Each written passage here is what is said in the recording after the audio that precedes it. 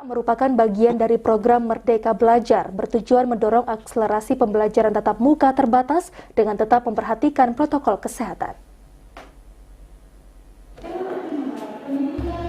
Anggota Komisi 10 DPR RI, Iliza Sa'aduddin Jamal, mengemukakan hal itu usai berbicara dalam workshop pendidikan persiapan pembelajaran tatap muka terbatas dalam rangka menciptakan lingkungan belajar yang kondusif di sekolah.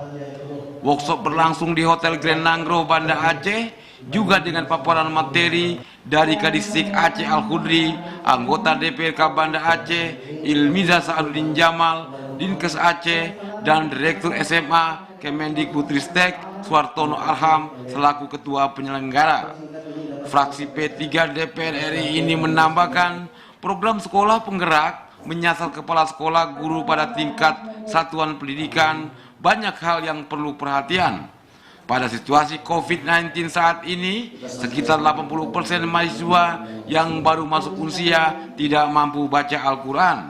Untuk itu, Komisi 10 DPR memandang perlu mengevaluasi kembali kesiapan sekolah penggerak yang diprogramkan sebagai Merdeka Belajar. 80% anak-anak yang bisa baca Quran ini kan tingkat yang masuk ke usia ini kan jadi masalah besar.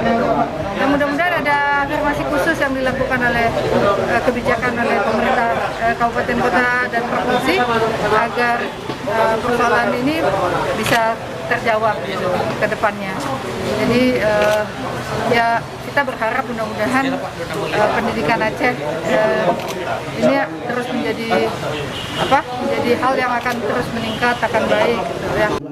Kegiatan workshop dibuka langsung Dirjen PAUD Dikdasmen Kemendikbudristek Jumeri. Dalam arahannya, Jumeri menyampaikan sejak 27 September 2021 pembelajaran tatap muka terbatas sudah dapat dilaksanakan pada 99% satuan pendidikan yang status pandeminya turun ke PPKM level 3, 2, dan 1. Selama uji coba PTM ini, Kepsek dan guru diminta terapkan program Merdeka Belajar dengan improvisasi.